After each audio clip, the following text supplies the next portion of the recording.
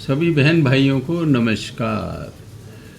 आज चर्चा करेंगे हम कि वोट चोरी के विरुद्ध जो रैली वगैरह की जा रही है, तो वोट चोर कौन, तो इस पे हम थोड़ी चर्चा करेंगे। देखो, बिहार में राहुल जी गए, वोट चोरी के विरुद्ध चारा चोर के बेटे तेजस्वी यादव, राहुल गांधी, इन्होंने रैली निकाली। भाइयों, ये बताओ, वोट चोरी कौन कर रहा है? वोट चोरी वो कर रहे हैं जो घुसपैठियों के समर्थक हैं, बांग्लादेशियों के समर्थक हैं, रोहिंग्याओं के समर्थक हैं। वोट चोरी इलेक्शन कमीशन कैसे कर रहा है, या जो फर्जी वोटिंग डालते हैं।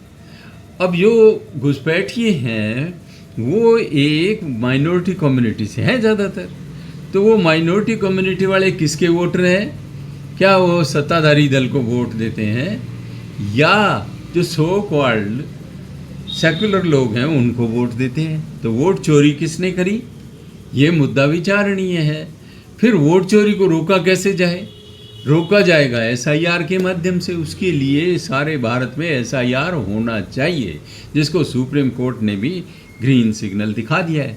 तो उसका भी तुम विरोध करते हो, मतलब मर्ज तो बताते हो और मर्ज का फ़ायदा भी खुद उठाते हो, और मर्ज का इलाज करने की बात करो तो तुम सुप्रीम कोर्ट तक में जाकर के विरोध करते हो। फिर सुप्रीम कोर्ट भी तुम्हारी बात को ठुकरा देता है। तो वोट चोरी के खिलाफ चलो तुमने रैली कर ली, पर ये तो बता दो कि वोट चोर कौन है।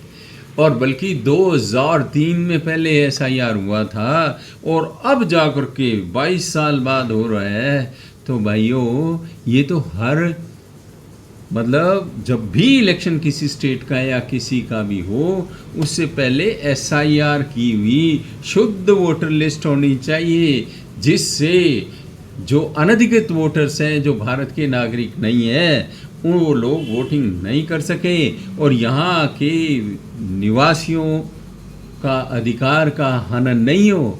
ये तो सरकार ही घुसपैठियों की बन जाएगी भाई। बांग्लादेशियों की सरकार यहाँ बन जाएगी, और बांग्लादेशियों का कैसा टेम्परामेंट है वो तो अभी हमने देख लिया। उन्होंने अपनी प्राइम मिनिस्टर के साथ क्या किया, उसके अधो वस्त्रों तक को हवा में उछाला।